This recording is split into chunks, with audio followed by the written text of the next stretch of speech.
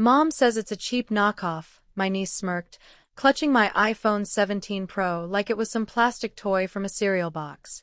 Her little voice carried far louder than it should have. And just like that, the whole dining room tilted into laughter. "Don't worry, she can buy another 10, my brother chimed, smug and sharp. "That's what she's for, right?" Their chuckles swirled around me like smoke from a fire I didn't start. The clinking of forks, the scratching of chairs, the lemon-scented roast wafting across the table, it all blurred into one thing: humiliation wearing the mask of family love. "Hi, everyone. My name is Celine Marlowe. I'm 31 years old, and for too long, I've been the family's invisible credit card, their silent cushion, the one who swallows words while everyone else gorges on comfort." My niece tilted the phone, examining it. "Feels fake," she said, with a childish cruelty she had learned from her mother's mouth. And then, as if to prove her own power, she bent it. The sound, that jagged snap of glass, the metallic groan of something expensive breaking under careless hands, shot through me like a bullet. Laughter roared louder, drowning out any chance for dignity. "She didn't." "Oh my God, it's just a phone, Celine, relax. Kids these days." I picked up the pieces, two fractured halves reflecting the chandelier above like broken mirrors. My fingers didn't tremble. That was the detail no one noticed. That calmness, that eerie steadiness. "Enjoy lunch," I said quietly, sliding the ruined phone into my bag like a body into a coffin. No one heard the steel in my voice. They were too busy chewing, too busy mocking, too busy forgetting that I was not theirs to break. That night, the house was silent. My desk lamp painted shadows across unpaid gratitude, across a long line of bills that bore only my name. I opened my laptop, scrolled to the section titled Tuition Niece, and rested my hand on the trackpad. One click. $900 gone. The payment, permanent no more. Phones snap, glass shatters, laughter fades, but silence carries sharper edges. And tonight, silence belonged to me. The night I canceled that tuition, I didn't sleep. Sleep is mercy, and mercy had no place left in me. Instead, I sat by the window, the cool October air pressing against the glass, and I let silence become my accomplice. The shattered halves of my phone rested on the desk beside me, their fractured screen catching the lamplight like jagged ice, a reminder, a promise. The next morning, the first call came. "Celine." My brother's voice was tight, rushed. "The school called. Payment bounced. Some kind of mistake." A mistake. That word hung in the air like perfume after someone leaves the room. He still thought I was the woman who swallowed humiliation and paid on time. "No mistake," I said, my tone smooth, controlled. "I ended it." Silence, then a sharp intake of breath. "Ended? What the hell are you talking about? That's her future." I thought of his daughter laughing while the phone bent in her hands, her small fingers gripping power she didn't earn. I thought of the roar of the table as they applauded my humiliation. "Her future is in her parents' hands now," I said simply. "Not mine." The slam of the receiver vibrated through me like a drumbeat. A line had been crossed, one they never believed I had the courage to draw. By Sunday evening, my sister-in-law stormed into my house, uninvited, perfume choking the air before her words even arrived. "You're sick," she spat, her earrings swinging like pendulums. "She's a child. You're ruining her life over a phone." I stood in the doorway, calm, arms crossed. "I'm not ruining anything. I'm just giving her what you all taught her, that actions have consequences." Her laugh was sharp, brittle. "We'll find another way.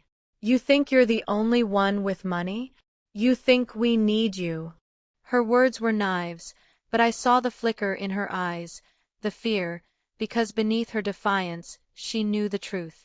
For years, I had been the quiet engine behind their show of wealth.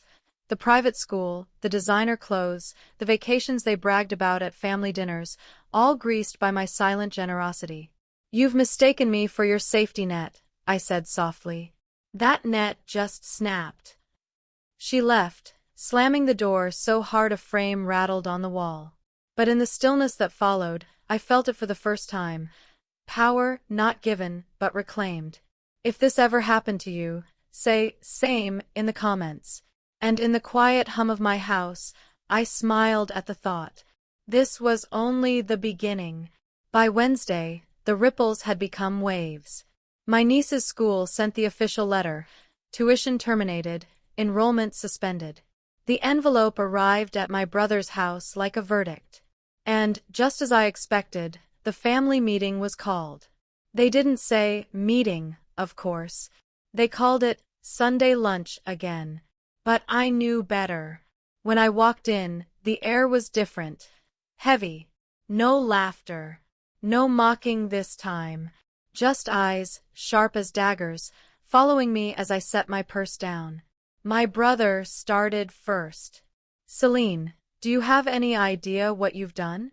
Do you know how hard it is to get a child into a private academy like hers? She'll lose her spot permanently."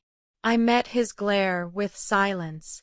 Silence has more weight than shouting. My sister-in-law leaned forward, voice sugary and venomous. "You've always been dramatic, but this? You've crossed the line. You humiliated us in front of the school board. Parents talk, you know. Do you want your niece treated like trash now?" I almost laughed. "Funny," I said, my tone low and steady. "You didn't mind when she treated me like trash at this very table." The room stiffened. They weren't used to hearing my voice cut like glass. My mother, always the peacekeeper, finally spoke. "Celine, sweetheart, she's just a child. We all overreacted. Be the bigger person. Reinstate the payments, and we'll move on." Her words landed heavy, but I saw the pattern. Always me, the bigger person. Always me, swallowing hurt so they could laugh. I lifted my gaze, slow and deliberate. "No," I said, just one word, but it sliced through the room like a blade. My niece, sitting at the end of the table with her arms folded, muttered, "It's just school. Mom says we'll find another." Her casual dismissal lit a cold fire in me. Even now, she hadn't learned. Even now, entitlement dripped from her voice. I stood. Then let her find out what another really means. The silence that followed was the kind that makes people shift in their chairs, the kind that echoes louder than screams. I left before dessert was served. The letter arrived 3 days later. This time, it wasn't just a warning. It was final, effective immediately. "Your child's enrollment has been terminated due to non-payment." I didn't have to be there to see my sister-in-law crumble when she read it or my brother slam a fist against the kitchen counter. The news traveled fast enough. By evening, my mother was on my doorstep, cardigan clutched tight, voice trembling with both shame and fury. "Celine, this is family. Family. You don't turn your back on blood."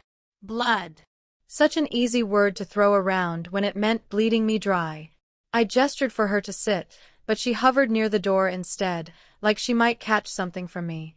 "Mom," I said evenly, "I've paid nearly $50,000 over the years for her education. And in return, I was mocked, laughed at, disrespected." "She's a child. She's a mirror," I cut in, "a reflection of the adults around her. Do you really think she learned entitlement in a vacuum?" Her lips pressed thin. Silence. Meanwhile, at my brother's house, reality clawed its way in. Public school wasn't just an option, it was the only one left. The whispers spread among their circle of wealthy friends. She lost her spot. They couldn't afford it. What happened? My sister-in-law hated whispers more than anything. To her, reputation was oxygen, and I had just stolen her air. That Sunday, the phone rang again. My brother's voice was stripped of its usual bravado. "You don't get it, Celine. They are saying things about us, about me not providing. You're making me look weak." I closed my eyes, leaning against the window. You did that yourself the day you laughed while your daughter broke what I worked for. Actions have consequences, remember. There was a long pause on the line, then a hissed reply. You'll regret this. But as the call ended, I realized something. Regret was their word, not mine. For the first time in years, I didn't feel like the family's wallet. I felt like something sharper, steadier, and they hadn't even begun to taste the real cost. The first Monday of public school arrived like a storm cloud over their manicured house. My niece stood in front of the mirror, her uniform plain, shoes unbranded, backpack stitched instead of embossed. Gone were the glossy logos and curated elegance she flaunted in private academy halls. Her protest had been loud enough to rattle their windows the night before. I won't go. Everyone will laugh. Mom, fix this. Her tears weren't about education. They were about status, about losing the pedestal she'd been handed without earning. But there was no fixing left to do. When she finally walked into that new building, whispers trailed behind her like smoke. She wasn't the girl with private drivers and polished shoes anymore. She was the girl who fell. Children sense weakness like wolves. By lunch, her phone was buzzing with messages from old classmates. What happened? Did your family go broke? And though I wasn't there, I could picture it all too clearly, the slump of her shoulders, the cracks forming in her arrogance. At dinner that week, my brother's jaw was locked tight, his wife's eyes rimmed red. The pride they wore like armor was gone, replaced with something more fragile, desperation. You've made your point, my sister-in-law said, voice thin as paper. She's suffering. She doesn't deserve this. I set down my fork, meeting her eyes without flinching. Neither did I. The words landed like a stone dropped into still water. My niece stared at her plate, cheeks blotched, the weight of consequence pressing, finally, into her small frame. For years they had fed off my silence, fattened their comfort on my compliance. But now, silence had turned into a blade, and I wielded it with precision. Later that night, alone in my house, I thought of her, my niece, lying in bed, the sting of whispers ringing in her ears. Part of me felt the echo of pity, faint and fleeting. But pity is dangerous. Pity keeps chains intact. I whispered to the dark, let her learn. Let them all learn.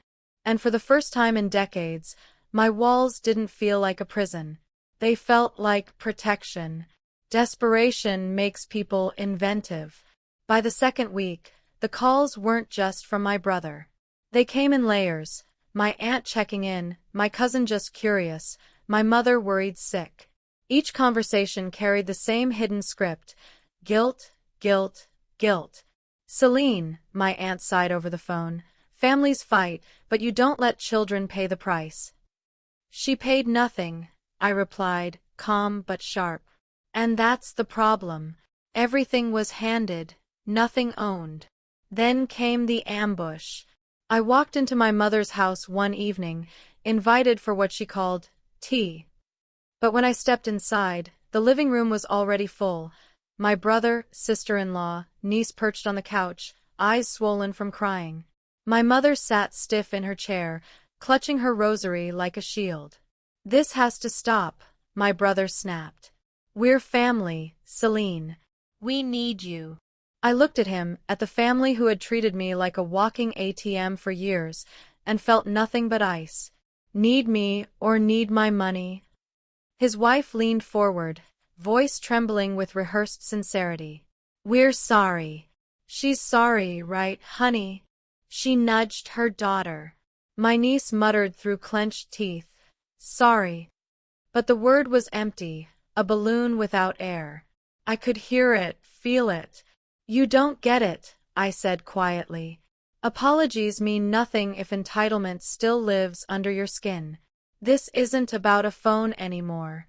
It's about respect. And you've all shown me how little of it you carry. My mother's voice cracked. Celine, please. I raised you better than this. Don't let pride destroy us. I bent down, kissed her forehead gently, and whispered, You raised me to sacrifice, not to be sacrificed. Then I turned to the rest. You taught her actions have no weight. Now she's learning gravity the hard way. The room was heavy, silence pressing against the walls. They thought I would fold. They thought their tears, their tricks, their guilt would pull me back. But they didn't understand. Once a chain breaks, it doesn't return to steel. It becomes dust, and I was already breathing free. The unraveling came quicker than I expected. By the third week, whispers had turned into stories, circulating through my brother's pristine social circle like wildfire. Parents at the academy cocktail parties asked quietly, "Why isn't she enrolled anymore?" A colleague asked him at work, "Did something happen with your finances?" And my sister-in-law's carefully curated Instagram, once dripping with beach vacations and brunch photos, went suspiciously silent. Reputation was their currency, and suddenly, they were bankrupt. I didn't have to lift a finger. All I had to do was watch. But then came the most telling moment. One evening, I walked out of the grocery store to find my brother waiting by my car. His tie was loose, his face hollow with exhaustion. For once, he looked smaller than me. "Celine," he said, voice rough, "please. I'll admit it. We were wrong about everything, about you, about how we treated you. Just don't let her suffer like this. She's falling apart." I paused, studying him. The man who once laughed while his daughter snapped my phone in half now stood begging in a parking lot. "You finally feel powerless," I murmured. "Good, because that's what you made me feel for years." He winced but didn't argue. Instead, he reached into his pocket and pulled out a folded check. I scraped what I could. Half a month's tuition. "Just help us with the rest until we catch up." The paper fluttered in his trembling hand like a white flag. I looked at it, then back at him. "You don't understand. This isn't about money. It never was. It's about the way you made me small, disposable. And now, I'm done playing small." I got into my car, leaving him standing there under the cold streetlight, check still dangling from his hand like a useless promise. Driving away, I realized something. Revenge wasn't loud. It wasn't slamming doors or screaming matches. It was quiet, deliberate, inevitable, like winter creeping over autumn. And, for the first time, I felt no trace of doubt, because the ending was already written. The final act arrived, not with a bang, but with a whisper. A month later, the private academy announced its new admissions list. My niece's name, absent, erased like chalk on wet pavement. There would be no returning, no waiting list, no second chances. The door was shut permanently. I heard about it through my mother first. Her voice cracked on the phone. "She's devastated, Celine. She cries herself to sleep. She says the other kids mock her, call her discount queen." I closed my eyes, inhaling deeply. It wasn't joy I felt, nor cruelty. It was balance. The scales, for once, aligned. That Sunday, the family gathered without the usual pageantry. No fancy china, no loud laughter, just a strange silence over cheap takeout containers. My niece sat curled in the corner, her eyes hollow, pride stripped away. My sister-in-law wouldn't meet my gaze, her hands twisting napkins into shreds. My brother's voice was quiet, almost broken. "You won," he said simply. I set down my fork. This was never about winning. It was about ending the cycle. I gave too much. You took too much. And she learned that taking was her right. Now, she's learning something else. The room was heavy with words unspoken, but for the first time, no one argued. No one mocked. No one laughed. They finally understood silence the way I had lived it. Later that night, I placed the two broken halves of my phone into a box and slid it into the back of my closet, not as a wound, but as a monument, a reminder that some fractures don't need repairing. They need remembering. As I turned off the light, I whispered to the dark, They'll never use me as their safety net again. And for the first time in my life, the word family no longer meant chains. It meant choice. Choice to walk away, choice to protect myself, choice to breathe without asking permission. The house was quiet, but the quiet was mine. This is Warth Stories, signing off.